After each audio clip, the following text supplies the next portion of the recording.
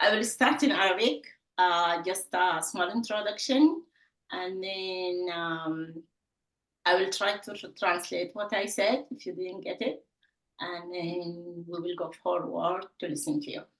Okay, طيب. بسم الله الرحمن الرحيم والصلاة والسلام على أشرف المرسلين سيدنا محمد وعلى آله وصحبه أجمعين.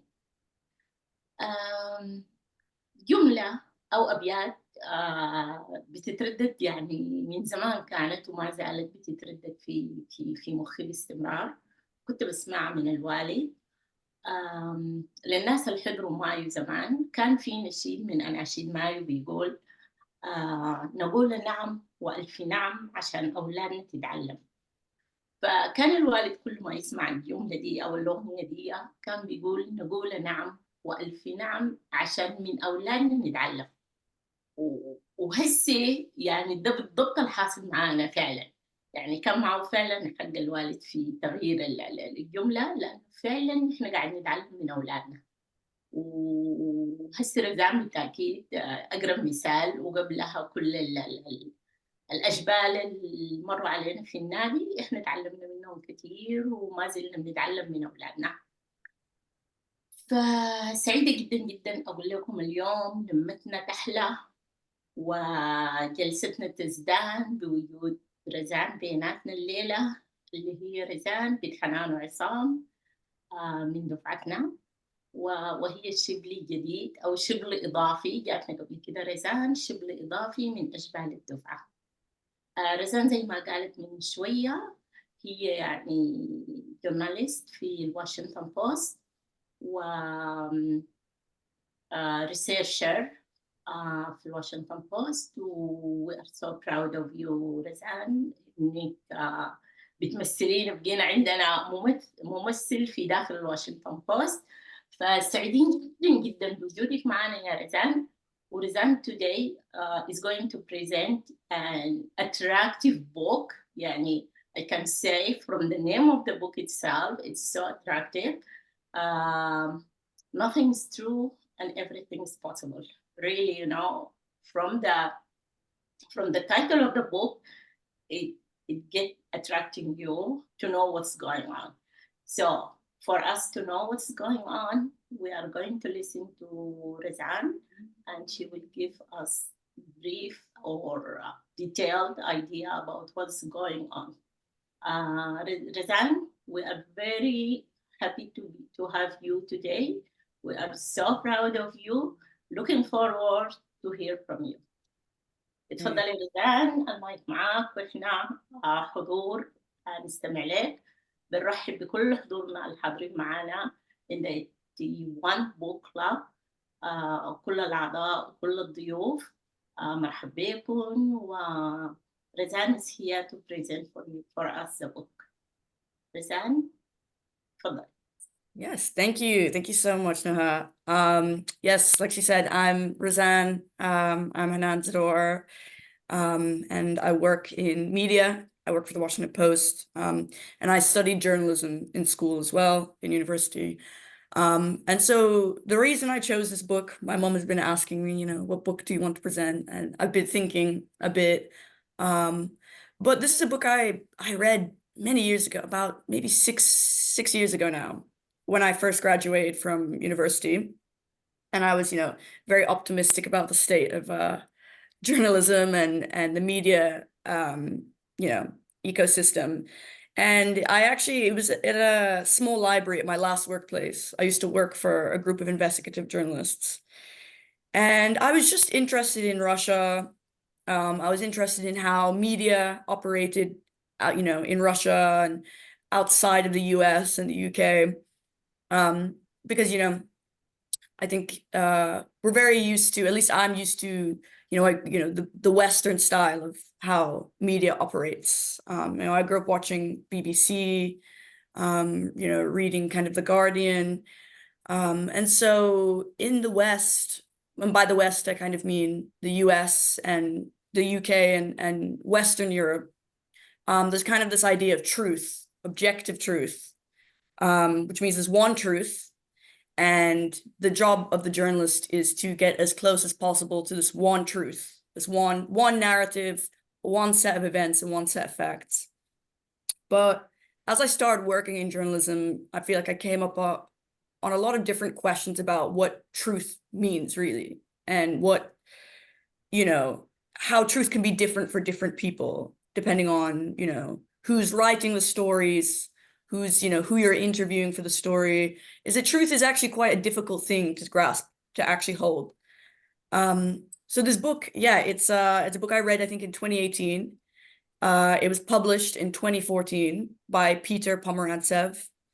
He's a TV producer and a journalist who was born in Ukraine during the Soviet Union years, and he was raised in the UK. And so he's got kind of two, you can hold these two different kind of cultures at once, and has good commentary on both of them. So what the book is about is it's a series of stories about his time in Russia in the early 2000s, where he was working on TV series. He was helping produce TV series, mostly for a channel called TNT, which is one of the major Russian channels at the time. And what he focused on primarily was making nonfiction, so reality-based TV shows, reality TV. And I think reality TV is something that comes up a lot. It's almost a contradiction to have reality TV, because TV is naturally almost always produced. It's created, it's scripted, and reality is supposed to be reality, right? It's supposed to be, normal day-to-day things that are happening. So already, you start off with, kind of this idea of reality TV and these kind of contradictions about what truth is and how truth is manipulated. So, yeah, I want this to be also like a conversation about the book, or, ideas that people have. If anybody has any questions or thoughts, feel free to just, interrupt. I want this to be, kind of a conversation about media and truth and how this kind of, we live in a landscape that is now changing a lot and very quickly and very rapidly. So yeah, kind of the book is, I don't know how much people have read. I reread the first two chapters, and I'm trying to remember what happened in the third chapter, but it's been a while now. But basically, what Pomerantsev is doing in this book is he is depicting kind of modern Russia, post-Soviet Union, and the span of time in which he's covering is the early 2000s. He was there in the early 2000s in the midst of an oil boom. So there was a lot of oil money circulating in Russia. It had, after the Soviet Union had crashed and they kind of reestablished a democratic government, there was actually a lot of oil money that was, they had privatized many of the oil companies and created kind of oligarchs who are, kind of billionaires, people who became a very small number of people in Russia who became very rich very quickly off this kind of oil money. And so it kind of created a world of wealth and extravagance, he describes. But because of how quickly things changed from the Soviet Union when it collapsed in the late 90s or early 90s, just in that 10-year frame, so much had changed in Russia. You've lost this kind of political framework. You've now come across, billions and billions that are now circulating. And people are trying to make sense of this new world that's, that they come across. And, going from kind of a very strict authoritarian society, which is what the Soviet Union was, it was a high control society, had a lot of control over information, over propaganda. It was not very democratic. Going from that to now kind of this new model of capitalism and democracy, whilst still not really maybe understanding what that means fundamentally, it's kind of created a very strange world for modern Russians. And that's kind of what he describes, just a general sense of, confusion and what he calls unreality. And unreality is this kind of idea that everything around you is constructed and is fake, whether it's the media or the politics. It seems to be that people are creating maybe more of a facade of a democratic state rather than a very, like, an inherently democratic state that's taken decades to, achieve. So just some background, about the Soviet Union, there was a reform and restructuring of the Soviet Union in the late 90s, or sorry, the late 80s by Mikhail Gorbachev. It's called perestroika, which means kind of restructuring and reforming of the communist economic system into a capitalist economic system. So the shift was happening. And whilst they were doing this kind of economic restructuring, they were also doing something called glasnost, which is a culture. They were trying to establish a culture of openness in the late 80s in Russia and honesty, because that is something that was really lacking in the culture. You know, it's a very kind of secretive culture. We all know about the KGB and, you know, the secret services in Russia. And, you know, it's a culture with a lot of espionage and a lot of kind of spycraft. They're very good at that. But in the late 80s, you know, the economy in Russia and the Soviet Union was very poor. And so they began this idea of restructuring and openness and kind of trying to adapt to this modern society. And then the Soviet Union collapsed. So they were kind of left rebuilding society and rebuilding democracy. And so what Peter Pomerantsev in this book, what he kind of argues is that modern Russia it's not really a state in transition. It's actually still kind of a dictatorship of form. And it's dictatorship that has kind of a facade and an appearance of democracy.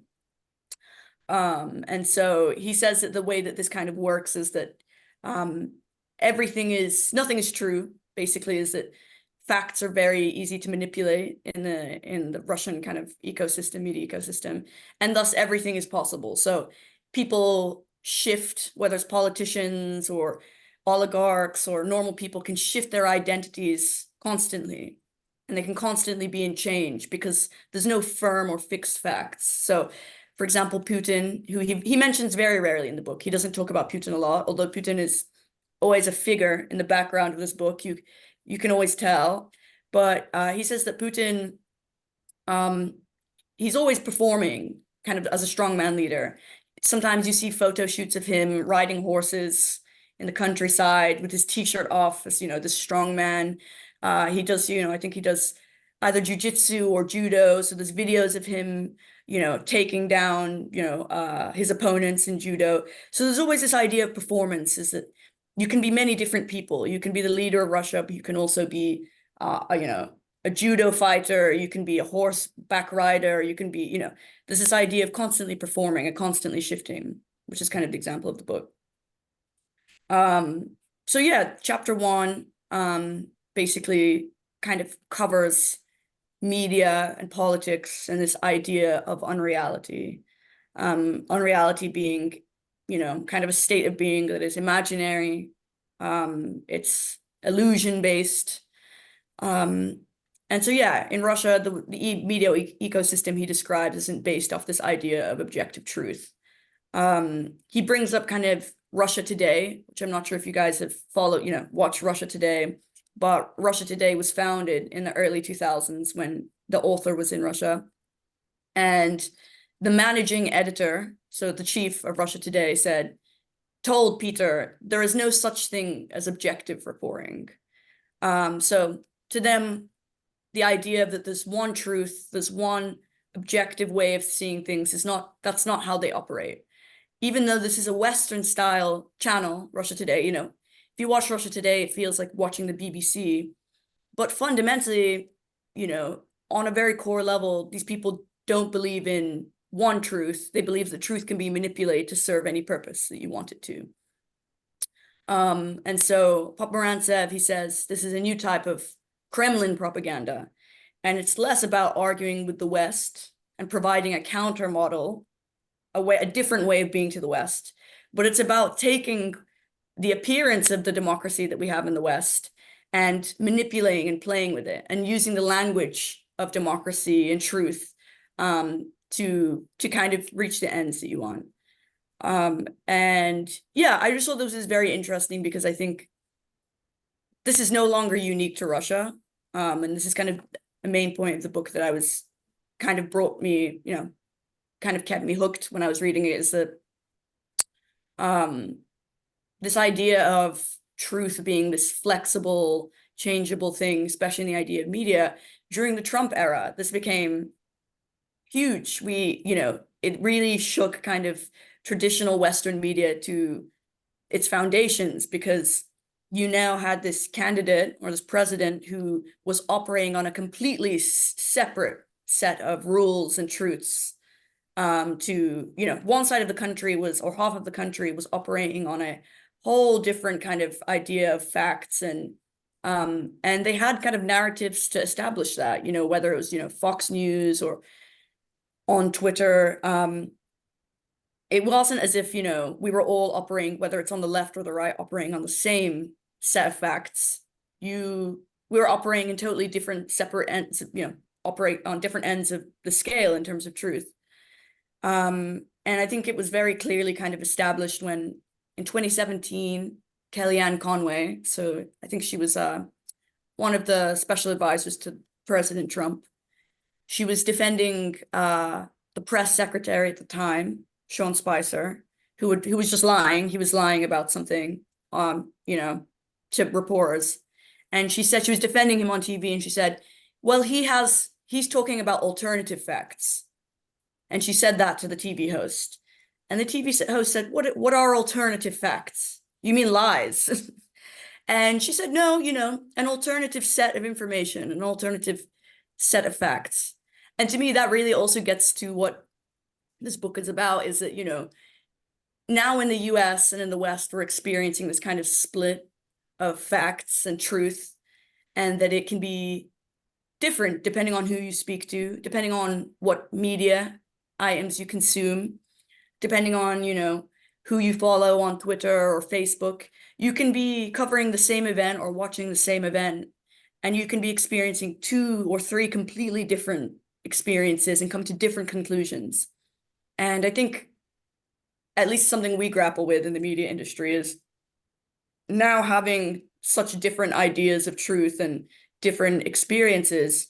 There's very little trust in other people, and society is now becoming fractured in the West because we have access to so much information and so many different versions of the truth, so that society is becoming increasingly polarized, and people find very little common ground because you can kind of choose your version of events. So yeah, he describes, Peter Promerantsev describes how in Russia, when he worked on these TV shows, he worked on, for example, a TV show called Snob, which was supposed to be for the left-leaning intellectuals in Russia. But he said in the book, he said, we never did any real investigative journalism or find out any hard facts about money stolen from the state budget. Because in 21st century Russia, you're allowed to say anything you want as long as you don't follow the corruption trail.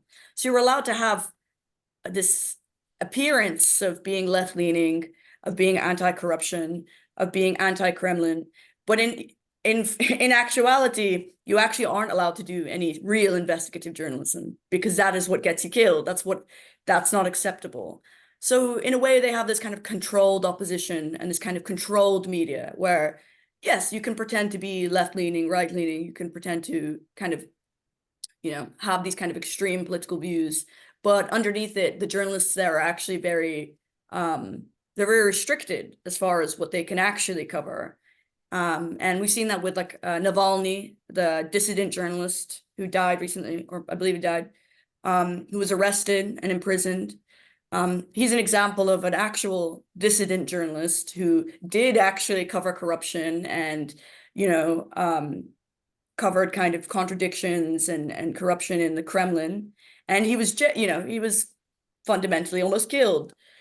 So it's kind of showing that, Russia might have kind of a perception of fairness and democracy, but this is all constructed and it's all controlled in some way by the Kremlin. Any thoughts, any ideas? I want to open up, kind of have a conversation with people. What were people's first thoughts upon reading the book, or anything I've mentioned? So you prefer Razan to have it as a discussion, or you want to finish your summary for the book and then we go to the discussion? What do you Yeah. think? Yeah, I can finish my summary of the book. Okay. So yeah, kind of in this first chapter, he kind of details the media ecosystem in Russia and how it's funded by, you know, organized crime oftentimes. It's funded by, you know, oligarchs. It's not kind of traditional funding from, you know, typically, you know, in the West we have, you know, the New York Times or the BBC or whatever. They've had years of kind of revenue streams, and so here they're kind of looking for ways to build their you know, their stations, and they turn typically to, you know, less than savory kind of funders. And so let me see. So yeah, in the book he kind of talks about how organized crime is why it's still an important element of Russian culture and Russian political and media culture, and that in the vacuum that was left by the collapse of the Soviet Union, many organized kind of gangsters came in to fill the vacuum of power, and became, you know, formed actually an important structure for society in Russia in the, you know, the 90s and 2000s. And so even though now there is, you know, much more money, much more structure, organized crime is still an important part of Russian culture. And something interesting that he talks about, which I thought was very interesting, is he talks about in politics, for example, there's somebody called Vladimir Surkov. He mentions this as a character in the book. And Surkov is a political consultant or operative, but he doesn't have he never studied politics. He never studied any of this. He actually studied theater, you know, like drama. He's a dramatist. And Surkov was an advisor to Putin from the early 2000s. And Surkov describes himself as an author of modern Russia. And I think that's interesting. He says author, you know. He basically he considers himself a puppet master of kind of Russian politics. And so what that means is kind of in what Pomerantsev describes in Russia is that obviously you have the Kremlin and you have Putin and you have kind of these establishment politicians, but you also have opposition, you know, whether it's far-right nationalists or communists from the left. But what Pomerantsev actually describes is that this is opposition that is actually funded and kind of created by the Kremlin. So Vladimir Surkov, he would help create opposition groups for the Kremlin. He would help fund and create different political groups to give the appearance of democracy in Russia. And they would, you know, he would kind of create, you know, protests or fund protests and against the Kremlin, but he also was working for the Kremlin. He's you know, he was an advisor to Putin.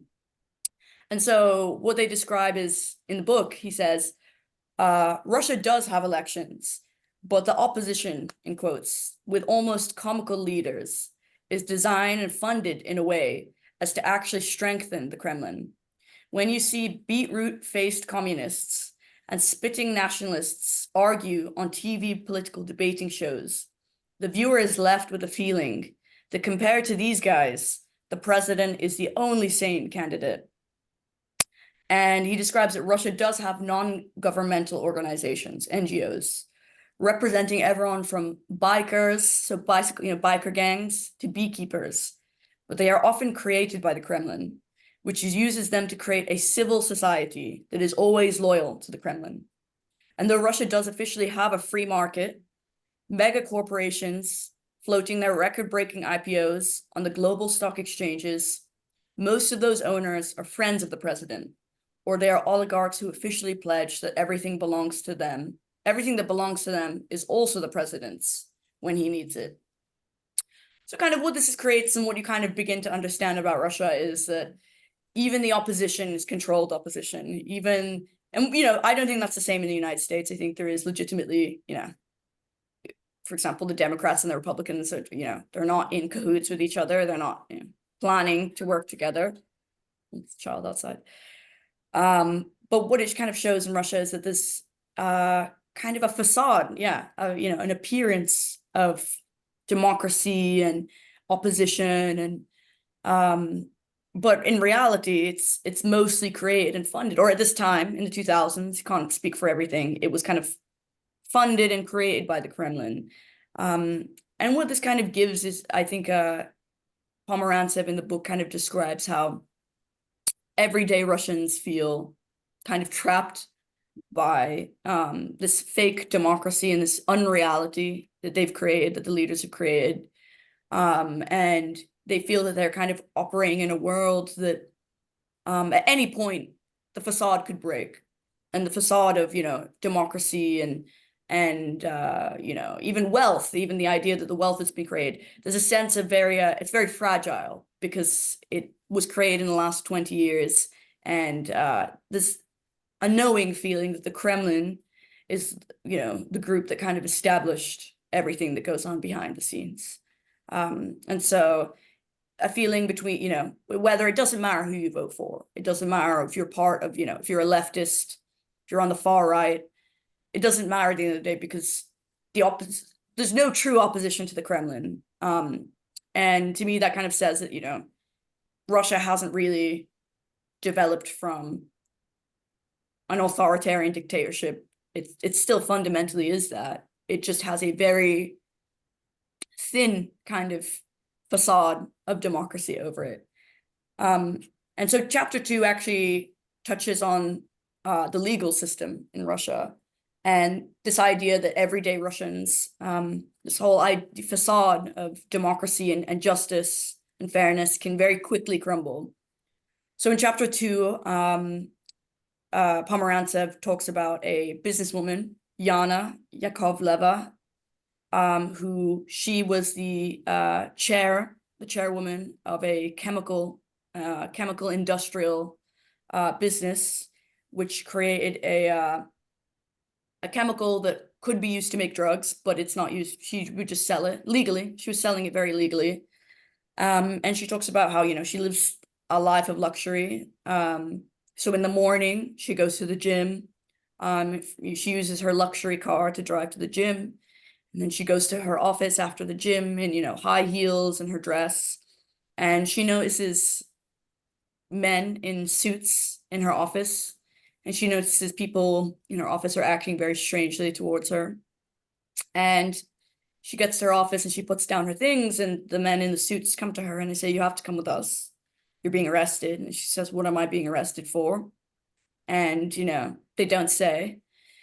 And basically this chapter kind of goes through this woman's experience getting prosecuted by the Russian legal system out of nowhere almost, because she legitimately was doing legal business, selling chemicals. This is a business, but one day somebody decided, the legal system decided to prosecute her and accuse her of, yes, using these chemicals to fund drug rings. And so in that same day, she went from driving a luxury car, she went to a jail in Moscow. She was jailed in Moscow. And she kept asking, she said, what did I do? Can somebody tell me what I've done?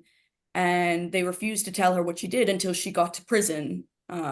She was in pre-trial detention. So before she has a trial, she was kind of kept in prison. And she kind of just describes this feeling of surrealness that, she was living this life that was, she was wealthy, and within the span of 24 hours became this kind of prisoner. And this facade of, fairness and justice was very quickly destroyed. And so she ends up at this prison, this women's prison for Russians. And they describe how many of the women there are kind of scapegoats for the men. So they talk about how in many Russian businesses, there is small, they pay off the bureaucrats oftentimes. They engage in, you know, small amounts of bribery and corruption. And then, for example, if a rival company wants to take down another company, they will report the crimes, the small crimes or bribes of one company to you know, the prosecutors and the judicial system, and they will then target, you know, they'll pay also, they'll do their own bribes, but the way they can take down competition is by using the legal system to kind of say this person's committing crimes. And oftentimes the men that work for the businesses, they get a heads up earlier, so they leave the country or they disappear. And the women who typically do the accounting work, are the ones signing the paperwork, or the ones maybe signing off on the bribes, are usually the ones who actually get imprisoned. So it's a pretty unfair deal. And Yakovleva describes being in prison with a lot of middle-aged white-collar women, who were accountants and secretaries also, who were never really told exactly what they've done wrong, and, you know, don't have access to kind of lawyers, and it's kind of nightmarish. And there are also people who actually never really expect to get out of prison, because Moscow's criminal courts have a conviction rate of over 99%. So almost everybody that enters you know, a Russian prison is guaranteed to be imprisoned and convicted for many years, for heavy sentences. And so Yakovleva, the main character of this chapter, describes how she's in a state of disbelief, and she's asking people in prison. She's saying, well, I'm going to get out. I haven't done anything wrong except for maybe small petty, you know, bribery. But, you know, what they're accusing me of is not true. I don't use chemicals to make drugs. I'm a completely legitimate businesswoman. And the other women in the prison say, you know, that doesn't matter. It doesn't matter that you haven't done anything wrong, because the prosecution will fabricate whatever they need to prosecute you. And that's actually what happens in the trial. She goes to trial, and the prosecution just out of thin air pulls, you know, documents about her, 90-page document about her, how she deals this chemical precursor to drug dealers, and she's just in shock. This is completely fabricated, and the prosecutor at some point smiles at her and laughs, because he knows it's complete fiction. And she suspects that it was probably a rival company that set her up. But yeah, she's convicted. She spends time in prison. And Peter Pomerantsev, the author of the book, he actually uses her story. He makes a TV show about her. But the TV show is not allowed to talk about the corruption, the state of corruption of the Russian kind of legal system. He paints her experience as one about, female empowerment, and how eventually she did appeal her case and she did manage to get out.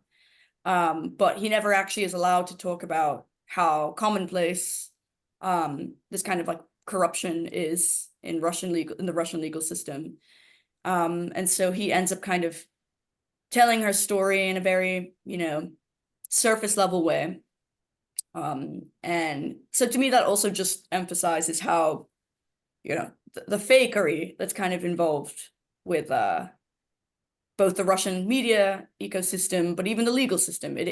It's through everything. There is not a sense of justice and fairness in kind of any aspect of Russian society. Not to say that in Western countries there is, but it's you don't want to find yourself in a Russian prison, quite frankly. And the idea of innocent until found guilty doesn't operate there, he describes in the book. And so to me, this kind of pieces together the fact that both politics, media, the legal system, they still kind of operate in the Soviet ways, the extremely authoritarian Soviet way. They give the appearance or the simulacra of truth when, unfairness, when that's just not the case.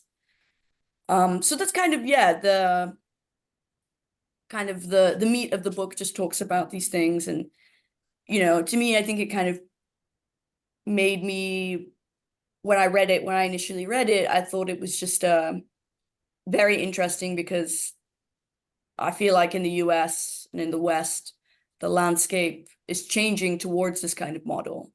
I think with the democratization of the internet, of news sources, of truth, you can find any different version of reality.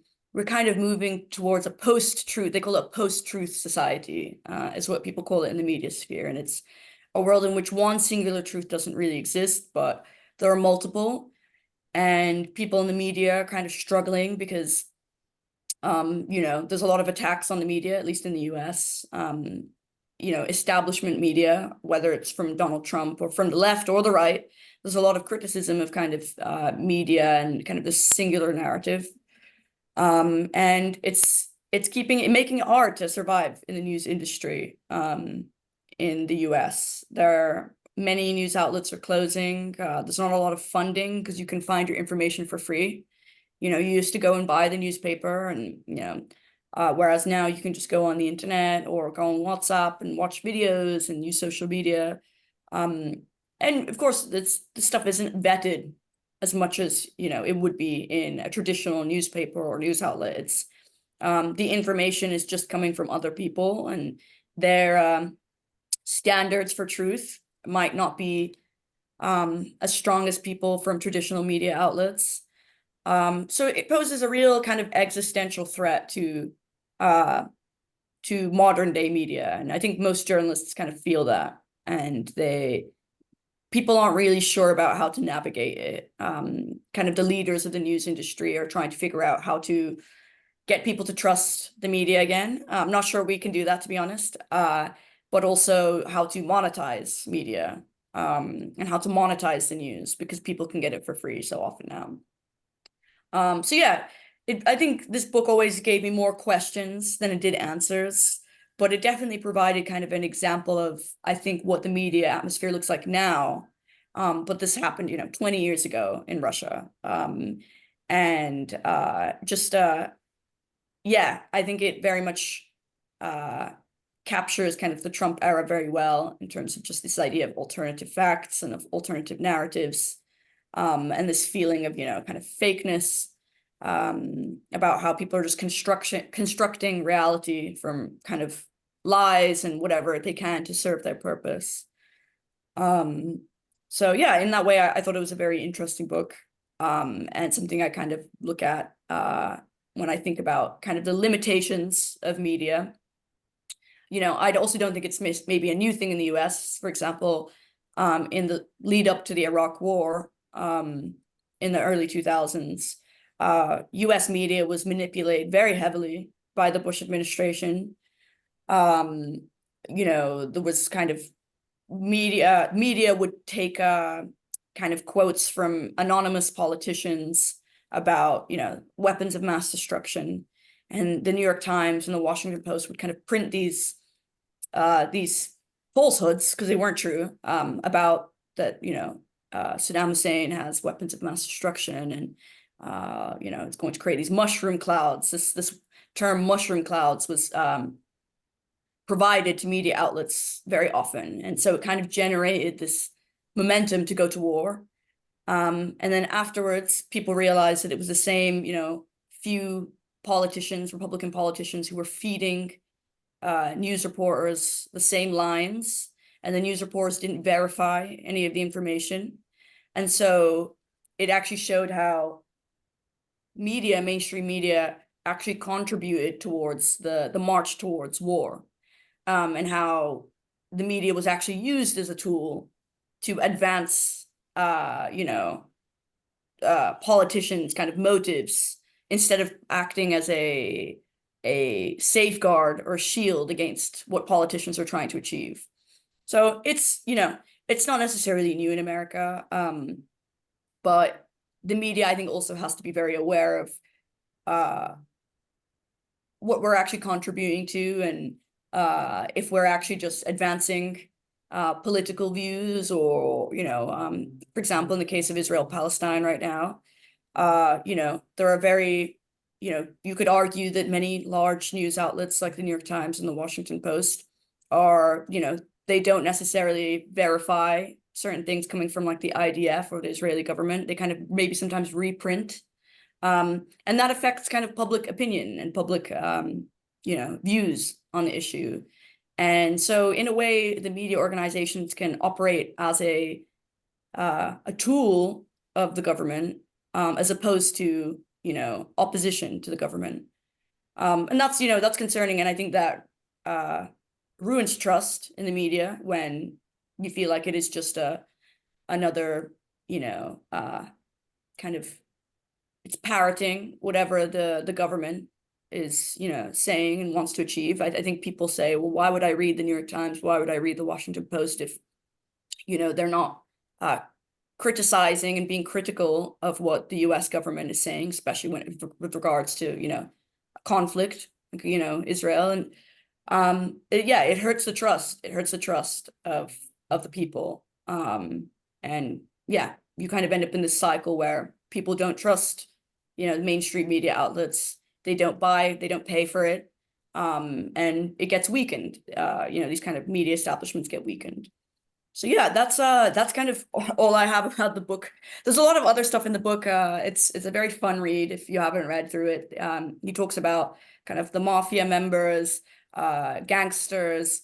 He talks at length actually about women's role in modern Russia and how women are oftentimes, trying to kind of shape shift themselves to find rich husbands, and because with this influx of wealth, you have many millionaires and billionaires, and young women are always trying to on the lookout for a rich husband who can save them kind of from poor backgrounds. So he kind of talks at length about women's role in Russia, and he just paints a very colorful, very kind of really interesting picture of Russia through his, it's not a clinical academic book. It's very much about the people and the experiences and how he describes everybody as being in a snow globe in this, I'm not sure if you guys know snow globe, but just a flurry, kind of a blizzard of just new ideas, and everybody's trying to make sense of this new country, which now I think probably has settled a bit. This was early 2000s, so but yeah, it's a great book, and I would definitely recommend reading it the whole way through, to just understand Russia went through, but also to understand the Western media landscape a bit more, and to kind of see how maybe the Russian style of media and politics are a craft, statecraft is spreading across the world, even though we think it isn't. So yeah, love to know people's thoughts about the book or thoughts about anything that I've mentioned, and yeah, just welcome any kind of discussion. Thank you very much, Razan. Thank you very much. It was really very informative. Before I open the floor for discussion, I have just one question for you, Razan. Do you think, Razan, these events and dynamics described by the book are relevant to other countries and the global politics? Very. I think kind of like I said, with the dynamic and the media ecosystem that was established in Russia pretty early on. I think it's been a state that is very reliant on propaganda, and very reliant on the control of information, and has been since the beginning of the Soviet Union. And they've never really lost that kind of control, even though it looks different now. Whereas I think in the US, at least, we have a lot of emphasis on the First Amendment, and journalists are allowed to kind of do what they want, and have a lot of legal protection to kind of say what they want, without getting sued or killed or anything.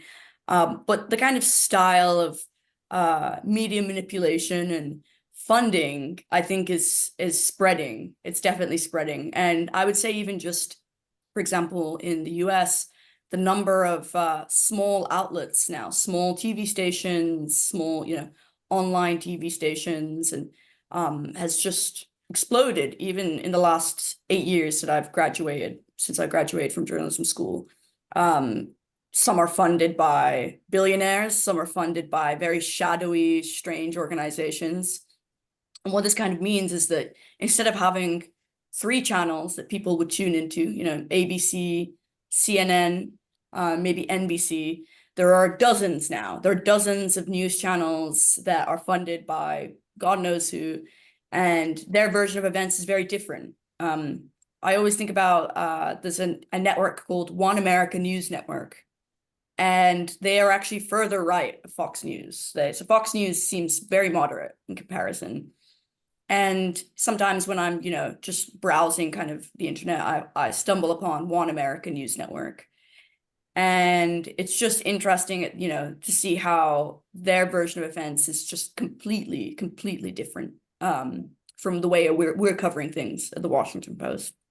And I can only imagine, you know, if you're tuned into that, that's the only thing you watch, or the majority of your media consumption, your views on the world are going to be completely different from your neighbors. And I think that's kind of, yeah, contributing to polarization. And when people don't have a shared set of facts and narratives about society and the world around them, it's very hard to have conversations, very hard to debate things, because you're operating on completely different levels. And so when I think about these kind of like newer outlets and just the wide variety of kind of information sources that are out there now, it reminds me of this book, and it reminds me of how this book, you know, similarly, you know, would have small TV stations funded by the Kremlin typically, from different points of view, but they, you know, fundamentally, you know, it's kind of the same point of view. It's controlled in a way. So yeah, I think there's a lot to be learned about, you know. I think Russia was ahead of the curve in terms, unfortunately, in terms of like the health of their media. But it's something that I think is completely applicable to the Trump era and after, since then, in the US as well. Thank you very much. Also, do you think any lessons other countries could learn from what mentioned in the book about the experience of Russia, especially in terms of the media manipulation and the erosion of the democratic norm? Yeah, what other countries can learn? Yeah. I mean, it's a good question. I think we're all still trying to figure it out right now. Trying to figure out how to combat disinformation and misinformation. Kind of disinformation and misinformation are kind of new concepts that maybe in the last 5 or 10 years, you know, is the idea of just incorrect lies and information that's spread online. I think it is the job of news outlets. I don't think it's necessarily the job of the states or, you know, the government really to regulate necessarily news. I think they should be very separate. But I think other countries can kind of, I think there needs to be an acceptance amongst establishment newspapers and outlets that the media landscape is completely different and people don't trust, you know, the big 3 or 4 news channels or outlets anymore. And that people need to, these kind of establishment news outlets need to diversify the kind of content and diversify the opinions and the viewpoints that they have as well, as to capture kind of these new audiences and these different audiences. Because I mean, I can even say the Washington Post is a very specific, even though we don't say we pretend we don't have kind of a political take on things, but frankly, you know, it's a very centrist kind of, you know, just based off the kind of stories we cover, the kind of things we cover. We have a very centrist kind of take on political events and events in the country. And anything that's too far on the right or the left, kind of editors don't really, you know, there's a specific voice the Washington Post has that they try and keep pretty uniform. And so kind of, I think acknowledging that we have a voice and we have kind of a political leaning, even though it's center, would be helpful. I know in the UK, for example, the newspapers there, it's pretty open. They're pretty open about their politics and their political views. So, for example, The Guardian is known to be liberal and left-leaning, and it's a liberal paper. It's a left paper. And that's, everybody knows that. And for example, the Sun or, the Times are right-leaning, and they know that. And there's just much more of a culture of accepting that, journalism and media can have a, typically will always have kind of a political slant to it. That it can't be completely objective and completely fair to all sides. It's not really how it works. So I think in the US, at least, coming to terms with the fact that we all do kind of have a political, we have a position on the political spectrum, and then, accepting more diverse viewpoints from the left and the right, and incorporating that into kind of the coverage, I think would help kind of at least combat misinformation, low quality information. So, if people on the left don't trust the Washington Post, they'll go to, maybe Democracy Now! Or kind of a smaller outlet who maybe they don't vet their information as well. But I think if you could have, a wider range of political views under kind of these traditional outlets, that way, we have high standards for the kind of information we put out typically. And so I think that would help the media ecosystem, versus, right now it's just kind of unregulated and completely all over the place. So I think there's a lot we can learn, but I think it's going to have to come from, I think, the newspapers and news outlets versus state actors or anything. Thank you, Razan. That's amazing. Really, that's very, very informative. Okay, we'll open the floor. Whoever have a question, you could raise your hand.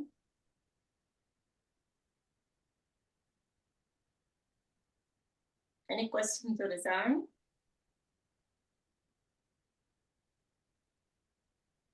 I'm sure Abdullah has many questions. Okay, Abdullah, you will start. شكرا شكرا جزيلا وشكرا يا رزان. Thank you very much for this. أنا قريت الكتاب الحقيقة و it's scary. This guy painted a very gloomy picture about Russia. So my first question is that representative, is that sample really representative of the Russian society and culture? لأنه الكوربشن cultural corruption corruption في everywhere يعني. الحاجة الثانية the second thing is يعني what stand out for me is the effect of the government on people behavior. يعني all the corruption الحاصل was caused by the government.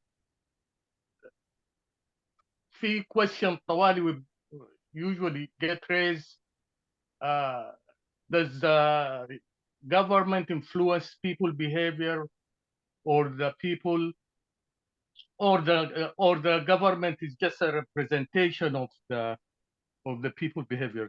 So this book maybe this book يعني shows that the government, and I thought the government influence people behavior, and this is an example of that.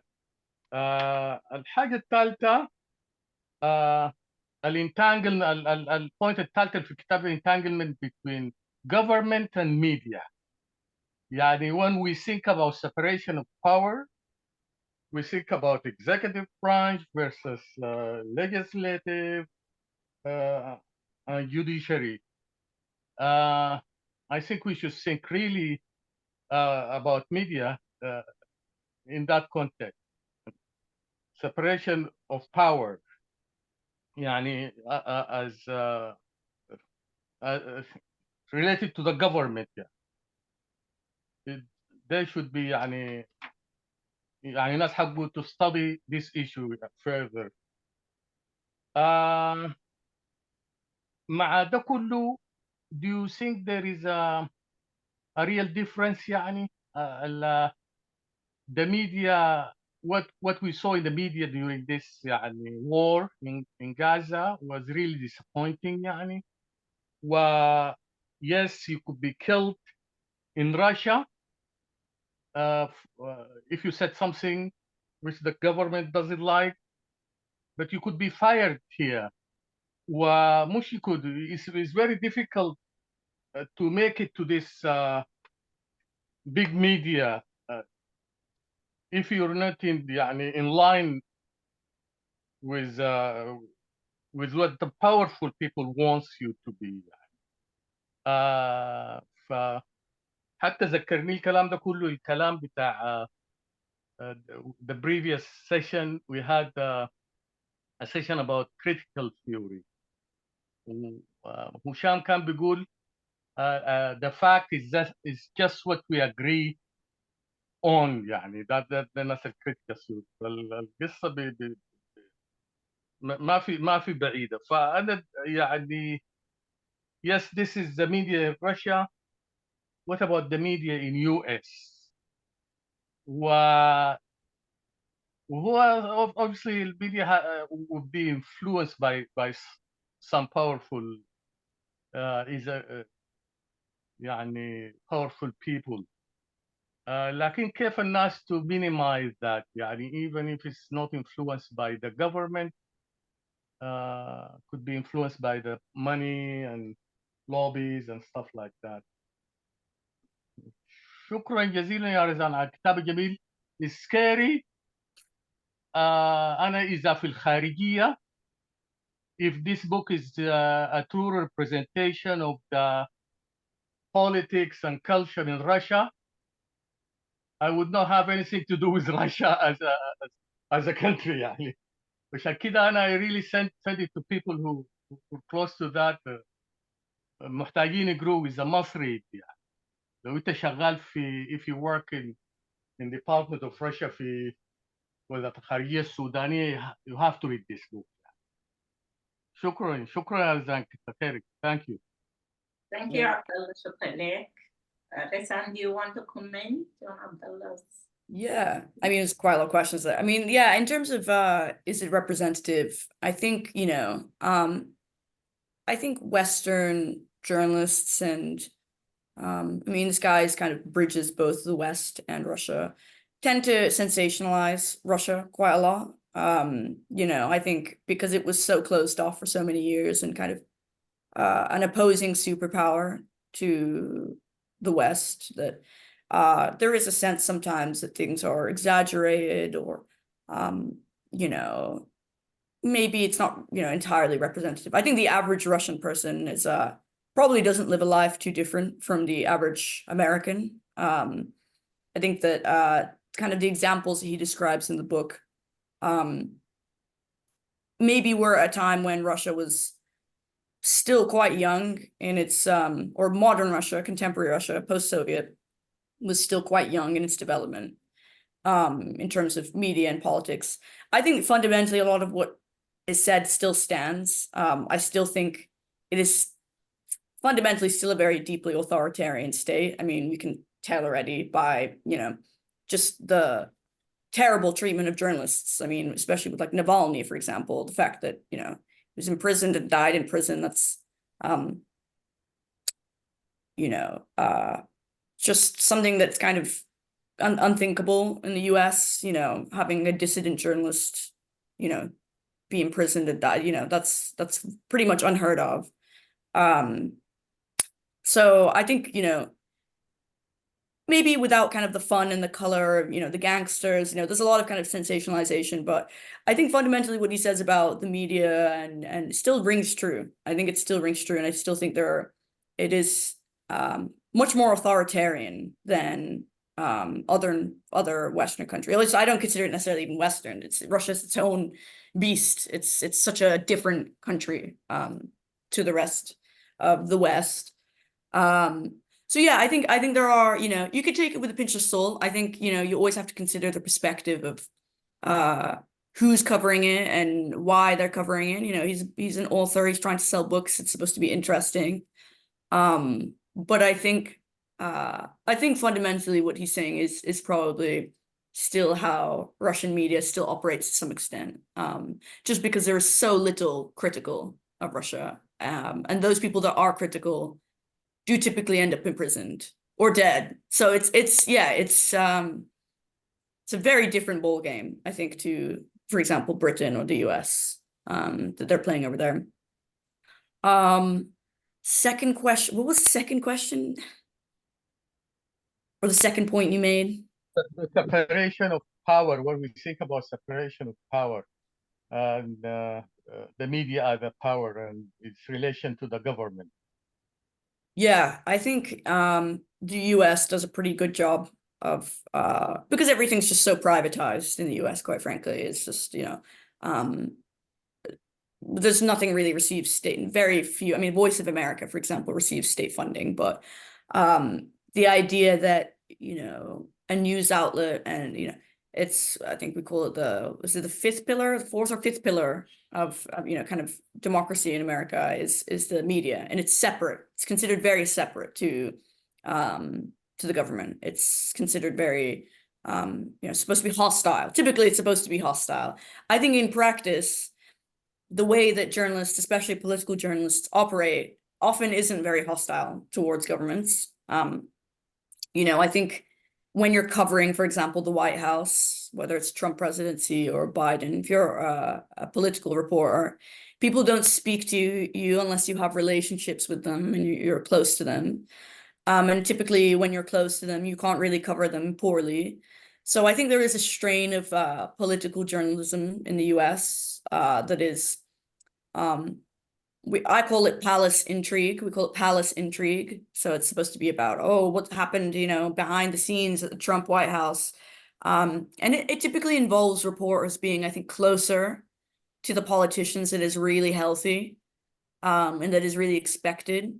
And I think that's kind of how you end up with things like the falsehoods that were repeated in the run-up to the Iraq War, to the invasion of Iraq, when the journalists are very close with, White House insiders, and the White House insiders are feeding them information, and they reprint it without, first of all, you don't have to name, who gave you the information. We call it deep sourcing in journalism terms. Deep sourcing means that, when the stakes are so high, as such covering, the White House, you don't actually have to say who gave you the information. You just say, a White House staff member or two White House staff members told me X, Y, or Z.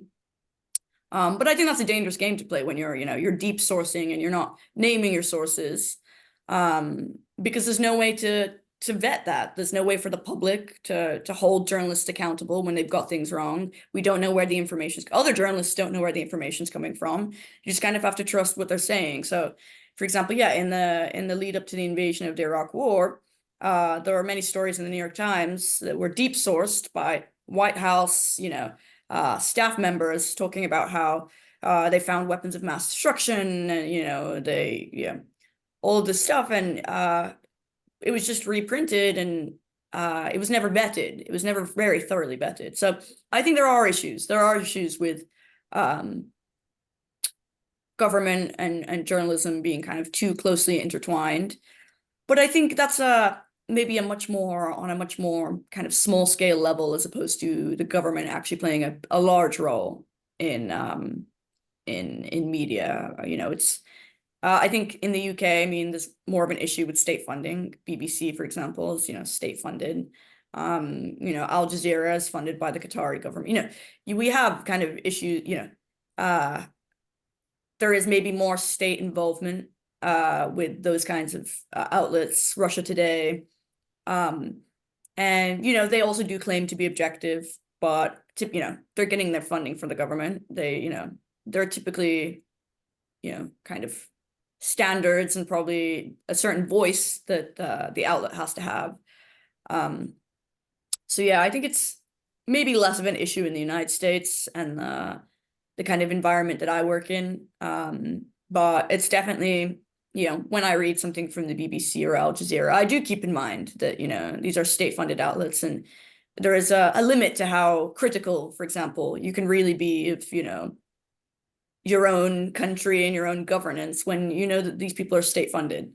Of course, we're owned by, in the US, most of the news outlets are, kind of owned by publishers who are billionaires. For example, the Washington Post is owned by Jeff Bezos.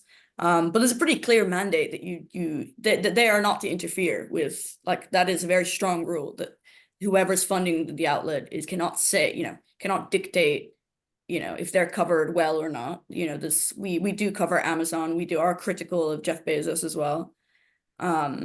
So this I think when it's a private news and media ecosystem, it's a very different situation to kind of these state-held news outlets. Trying to remember the other questions as well. You had a lot of good questions. Was there another point that I didn't touch on?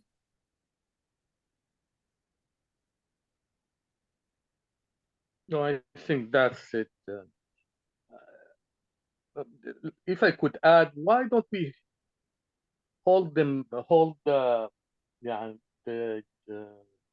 journalists liable? يعني أنا as a physician لو أديت if I gave somebody an extra dose that could go to court يعني.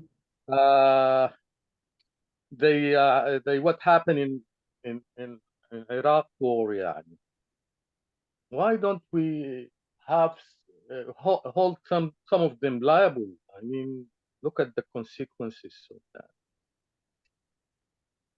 I mean, it's a good question. I think, post-mortem, after the fact, now the journalists who repeated the lies, that in their run-up to the Iraq war, they're, very much discredited. It's not as if they're getting, prosecuted in any way, but, that history does not look fondly upon those people. We learn about it in journalism school. These are kind of bad examples of bad journalism. But yeah, I would argue that the impact is much wider than, for example, giving someone, the wrong dose. You're, especially when you work at something like the New York Times, where your work is reaching millions of people, and has the ability to sway the opinions of millions of people, the impact is massive. There's a lot of responsibility when it comes to issues like this. So yeah, I think simultaneously there's a fine line between, you need to protect journalists to some extent, but they also need to be held accountable, and the outlets need to be held accountable. The New York Times, Washington Post, whether it's the invasion of Iraq or kind of uncritical coverage of the issue in Gaza, and then the IDF. It's newspapers do need to be held accountable for when they're wrong. And I do think a significant portion of civil society is critical, is currently critical of, the way that these news outlets are covering things. I think fundamentally they can only change when you affect their bottom line, which is, you don't pay for it. And that's an issue we're facing anyway. It's when you kind of refuse to pay for coverage that you feel like is one-sided or not particularly nuanced. I think withholding your money is a way that they really feel that. But yeah, I do think there can be a lack of accountability when it comes to just real egregious examples like the Iraq war, unfortunately. شكرا عبد الله، شكرا رزان. حنان تفضلي. شكرا يا نهى. أهلين حنان. شكرا يا رزان. أنا حقيقة ما عندي كلام كتير لأنها هي قالت واستفاضت. طبعا الكتاب أنا حقيقة قريت معظمه ما كله، وفي تفاصيل كده مشيت فيها سريع. اتهدي معايا رزان عشان تفهم العربي. Yeah, I understand. Okay, so الكتاب يعني التايتل بتاعه is really attractive and a very good title, reflected exactly the content of the book. Nothing is true and everything is possible. And unfortunately, that's not limited to just Russia.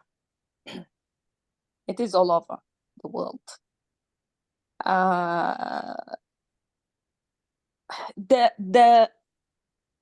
The corruption and control of the gangster in Russia, it just reminded me of what's happening in Africa and what's happening in my country. It is a kleptocracy Am I correct, Razan? Yeah. And kleptocratic country where the gangster, the criminals are twisting and benefiting financially and controlling the economy and the politics for their benefits. So that's exactly what's happening in my country. Mm. And my question to you, Razan, the way he described the oligarch, and actually I've seen a discussion between the writer and I can't pronounce the Russian names, I'm sorry, but Peter, the writer, and another British writer who I felt that the writer is claiming that, well, Russia hasn't lost the Cold War, right? Because it was mentioned in one line when he said missionaries after the collapse of the Soviet Union started to come to Russia and they were treated like servants. So had really the European and the West won the Cold War? And the same question was repeated when he said those oligarchs from Russia, they came to England, they came to America, they bought biggest team and invested in the banks. And so has Russia really lost the Cold War? And from what I've read, I have the feeling that we have oligarch in America in a big way. Yes, they have established democracy, England as well. It's not like Russia, but gradually I'm seeing the ugly face of, the rich and the power, right? Controlling everything to their benefit and ignoring the morals, and all the incidents happening recently confirming that. Those people are very strong, that nobody can speak up and tell the truth. Otherwise, they will be crushed. So what's really the difference? It's just, it's upsetting, honestly. So thank you again, Razan. And if you want to add or comment on these points, I would be grateful. Thank you. Yeah. Thanks, Mom. No, I mean, I think even when I'm talking about democracy in the US and the West, you also have to take that with a pinch of salt, because, how democratic is the US, how truly, truly democratic. Like you said, with the oligarchy class, it's obviously a lot more, I think, in Russia, because the way that, after the Soviet Union fell, that, and they privatized the companies, there are, literally just a few people that owned and ran, like the gas companies, and made a lot of money. But the US is also, the model of the US now, with just such extreme wealth inequality. And, we have a few billionaires, especially tech billionaires, who control much of the media landscape, for example, when it comes to things like Meta, Facebook, Instagram, WhatsApp, being owned by one person, Zuckerberg, Bezos owning the Washington Post. You do see this picture of, a few billionaires who are able to control the media and political landscape of millions of people in the US. And I mean, really, how democratic is the US? I mean, there are views that many people have, whether it's on Israel, Gaza, or gun control, for example, in the US, that we can't change anything. It seems to be we're stuck in this kind of fake reality where you actually can't, despite for example, gun control being a very popular policy amongst the average American, just increased gun control. The gun lobbyists like the NRA are so powerful, and the politicians are so captured by funding and lobbying money that it doesn't make a difference what the average American thinks. Because at the end of the day, do we really have access to our politicians the way that lobbyists and billionaires and people that can afford to fund politicians' campaigns do? I don't think so. I think it's a very frustrating experience also being in the US and people wanting things to change, and it feels like you don't really have a say. And even just, for example, the two-party system, and how the Democrats aren't particularly liberal or leftist, and then obviously the right wing and the Republicans are very far right at this point. Just feels like there's not a lot of choice that you have when it comes to voting, to having your voice heard. It doesn't feel truly democratic at all. And so, I mean, there are a lot of questions to be had about how democratic things are in the West as well, in the US, and the situation out here it's I would say it's better a little bit. I do think there is, we don't kind of have this one party that's, that's kind of controlling everything, and but it's not very democratic either. It's not it isn't one person, one vote in the US. It feels like special interests have captured politicians, and it's very difficult to move the needle on certain things, such as, Israel, Palestine, or gun control. Even if there is popular support for it amongst the people, it doesn't feel like you can really affect anything. And yeah, it's a difficult thing. I think it's a thing that we're struggling with as we approach the 2024 election as well. It's just, how exactly do people vote? How exactly do you make your voice heard? Do you vote for people that you don't necessarily agree with the policies that they're implementing? It's a tough position to be put in the US as well. So yeah, I appreciate those comments. And I think with Sudan as well, mentioning the kind of gangsters and organized, the criminals, kind of the kleptocracy. You're right.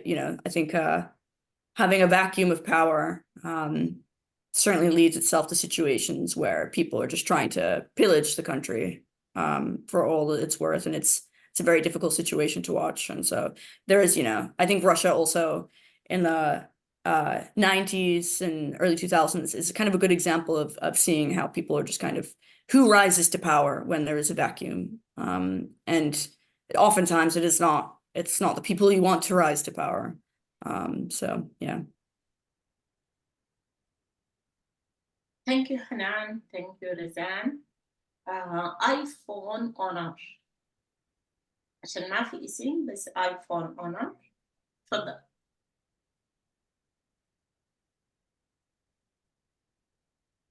iPhone honor رافع يده، ما فيها اسم. الأستاذ عبد الجبار. يتفضل. Salam. عليكم I joined like half an hour later when Razan started, but I enjoyed all what I've attended, and it was a wonderful presentation, and it touches upon media policies, not only in Russia, but generally, as Hanan said. It touches on media policies all over the world. What I wanted to say has nothing to do with the book or this presentation. If I understood it correctly, the speaker has a connection with the Washington Post. She works there or something. Whether yes or not, this is what I want to raise. As in Sudan, I believe we are a forgotten tragedy. Our appalling situation has been eclipsed by other events and catastrophes in Ukraine and recently in Gaza. So we have been eclipsed and almost totally forgotten in the international media scene. My question is, people like Razan and others with connections with international media outlets, what support can they lend to our people?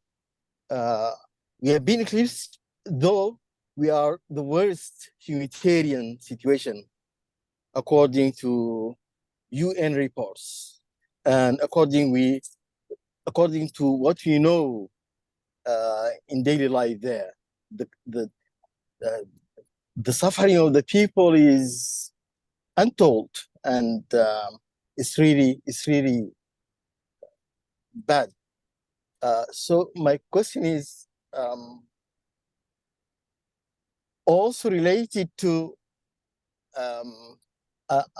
I'm very aware that there is a new Sudanese alliance of journalists, which is still in the making, and I am part of it myself. So I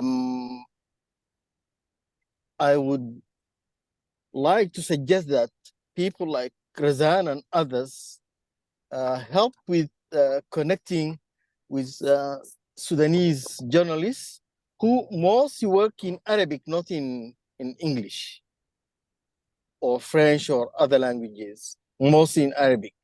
But we also have a group of translators who can translate into different international languages like French, German, and these languages.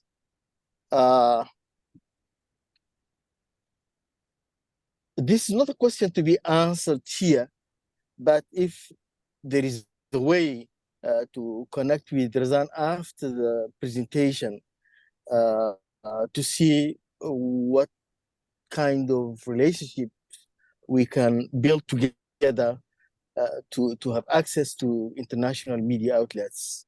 I personally have been seeking to connect with Nicholas Christoph, who is well known by his attention to Sudanese issues. He himself went like 3 times to Sudan, and particularly to the Nuba Mountains, and he produced a documentary there about the war during al-Bashir's regime. So I'm just making this kind request to Razan to see how we can work together. Yeah, no, I mean, I appreciate that. It's definitely, I wish I could get more involved. My region of kind of coverage is domestic. Our foreign team typically works kind of very, on their own kind of situation, and so much of their time is dedicated right now to, Israel, Palestine. But you're right. This is considered by the UN currently the worst humanitarian situation in the world. And I think because of the because Israel-Palestine is such a wedge political issue and such a controversial political issue, and also the issue of US funding, kind of taxpayer money is funding one side of the war and the genocide. So there's, kind of, it's a hot button issue, but it also means we shouldn't forget, obviously Sudan is suffering greatly. And so, yeah, I mean, I'm definitely open to, connecting with my colleagues who cover, Africa and the Middle East, and hopefully get their attention, pull their attention a little bit, just away from maybe other things that are happening. Not that is nothing, Israel Palestine is pressing as well, but there needs to be more even coverage of everything. And I mean, this is an issue that we've had for, I think, many years with news outlets generally ignoring kind of atrocities happening in Africa, typically over those in the Middle East, or over those, which like the US has a stake in to some extent. And so it does require that kind of constant work to bring attention back and to, you know, to kind of break through maybe the dullness or the kind of, you know, assumption that, you know, Africa has so many failed states, this is just another situation, and be like, no, this is something that, you know, is ongoing, it's recent, you know, it comes at the heels of the revolution, you know, there's a lot of, you know, important context, and similarly with Congo as well, and the issues there. I think you know, I'm happy to help and to connect with whomever, you know, can be interested in covering these things or have time to cover them. I wish I don't write particularly myself. I don't write a lot, but you know, I can connect with journalists that do write on the region and push for, you know, connect sources and people on the ground, and you know, like you said, with this coalition of journalists, you know, I'd be very interested to see what they say.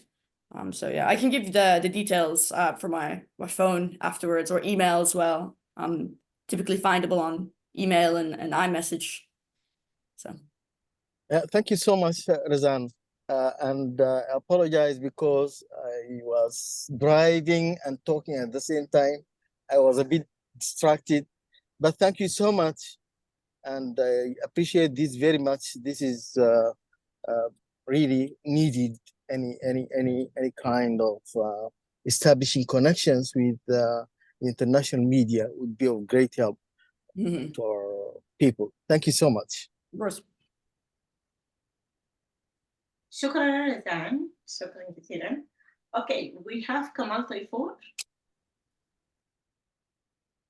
السلام عليكم، كمال طيفور، أنا من واشنطن. أهلا. Razan, I really commend you on this great presentation for the book and the insights you shared on other things and your own insights as well, which helped us a lot in trying to learn what's going on around us.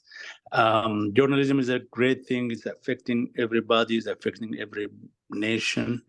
And there's always those different questions about it. Personally, I have been reading newspapers since I started learning Arabic when I was very, very young. And also in the early 2000s, when I came to Washington, I was very happy to subscribe with the Washington Post, which arrives in front of my house every day till recently. And that thing is just like, I'm very happy every day when I go. I'm very proud when I go outside and pick up the paper and I try to read it from cover to cover, including the sports and everything else. So to have one of our children, you know, working on have relations with such an organization is a great thing for me. Having said that, you know, as you said, you know, everything I read, I just not take it with a grain of salt, but with a mountain of salt. You know, like I don't take everything that they write or they say, but to me, I see what journalism and what journalists say is just, they give you a little bit, maybe I take the title or the subject matter of the thing, and I try to see what the news is to start with, and then from that point on, it will be like engagement of thinking of what these people, how they get their information, who are they, what are they doing, why are they covering this one and not the other ones, and everything else. So for me, journalism is something to do with making like people think, rather than just, you know, they're not just presenting the news for me. Yes, they bring news, but within that one, it is, you know, like a relationship between the reader and the one who wrote the whatever article they wrote. So having said that, you know, the Washington Post is, you know, the top of everything compared to journalism. You know, people like us, you know, old people like me remember, you know, Watergate and Bob Woodward and Carl Bernstein and bringing down Nixon and those kind of things. So for you being attached to such a big thing like this, I really feel proud that one, of our kids are doing those kind of things, and you guys are, as big as everybody else, and nobody is better than you. You are part of this generation, and you can do a lot, and you can help a lot, and also with the effect and the power of journalism and things like the Washington Post, just being there, I think it is a great thing that help people like us in places which are forgotten even during terrible times like the time we're in right now. Having said all of that, in this newspaper, which is huge in journalism, the Washington Post, it was sold in 2013 to Jeff Bezos, the founder of Amazon. And this is another thing here, the biggest people, the people who are getting, who are usually, rich and influential by what they are doing and what they are engaged in our lives, in American life and world life. When they come to buy something like the Washington Post for $250 million at that time, what would, the ordinary person expect? I mean, they're not going to come to every writer and tell him what's right and what not to. But I'm just trying to see, over all the questions you've been through during this discussion now, and the question you have in your mind, and everybody else is thinking about journalism. So what happens when you have also the rich, the very influential, owning those kind of things? I just leave it at that, these 2 points of, we ask, about journalism, and the question could be on this one of when you have the rich and the ownership of those, kind of hugely important and influential publications being one, what would one expect? Or do you feel anything change? For example, if you are aware of the time before it was bought by this man and this time now. Thank you. Yeah, of course. I mean, I would firstly like to say, I think the way that you treat the news as a critical reader is important, and that's how the news should be consumed. Is that you don't just accept things wholesale when you read the Washington Post or whatever, and you seek out other versions or other realities. Kind of I talked about earlier. I think my favorite thing to do is, yes, to read maybe the Washington Post, but I go on Twitter afterwards and I want to hear about perspectives. I want to hear about critiques of the articles, the critiques of, who was interviewed, what was left in, what was left out. I think, it's just information, and I think the relationship to the information that you have, it needs to be, you need to form your own opinions and your own criticisms of what you get. You can't just repeat maybe what you've heard just wholesale. So I think that's right. I mean, I joined the Washington Post, I guess, about 5 years ago now. So it's not, I didn't, really know of it before 2013. And, I didn't, I think I was still in high school, actually. I was going to study science, so chemistry. So I didn't think about journalism that often, although I read a lot of news. I mean, I think the concerns about having, someone like Jeff Bezos own the Washington Post were so great that there was a very firm line, there really isn't interference that that he can have with, with the kind of individual journalists and the individual stories, especially when it comes in regards to Amazon or any of the properties that are owned by Jeff Bezos. It really, there is an effort to make it independent. There is because, you know, the suspicions and the concerns are so glaring when you're owned by somebody like this that, you know, there has to be a very strong safeguard against any kind of interference. And I think that's true at the Post. I think, I don't think Jeff Bezos's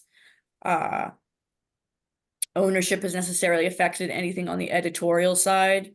I would say, from what I can tell, it's more that he has an emphasis on turning it from kind of a newspaper into a tech company. And we have, you know, hundreds of engineers, of software engineers who work on not just, so we obviously have a newsroom.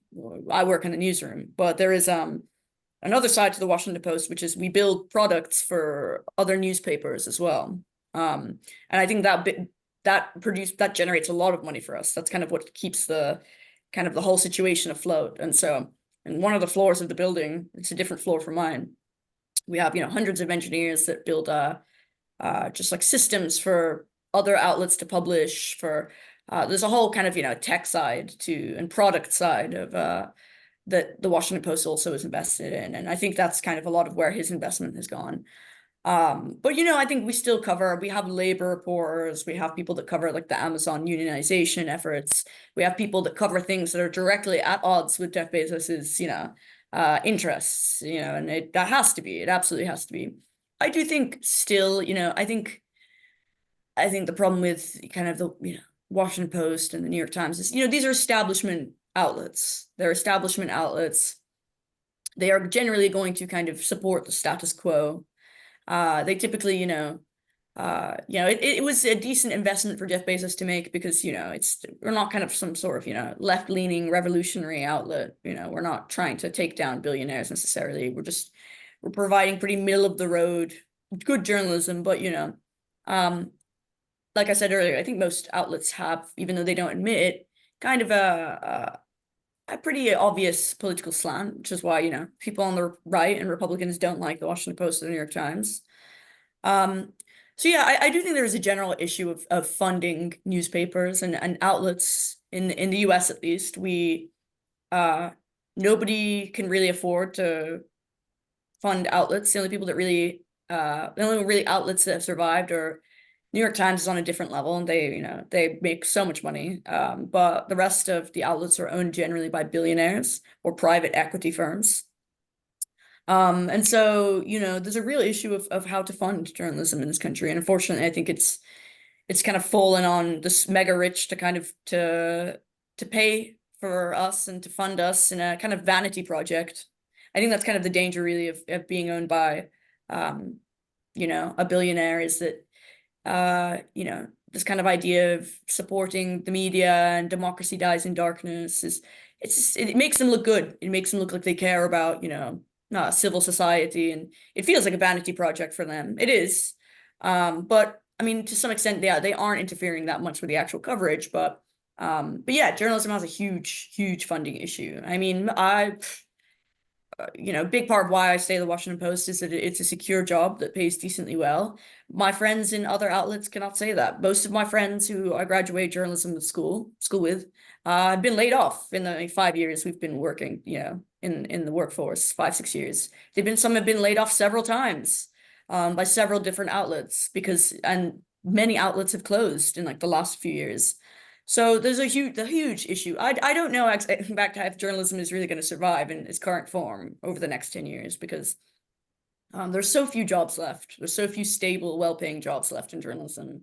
And it's just a dire situation getting people to pay.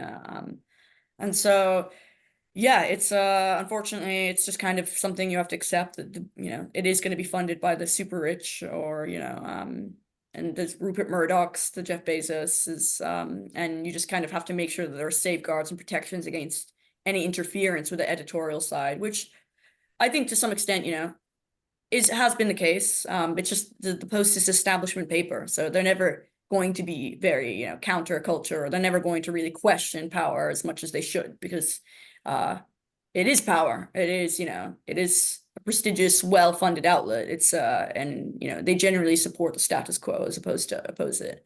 For example, there's a one billionaire funded outlet called The Intercept, which is very left-leaning, which is very countercultural, which is very critical of the state.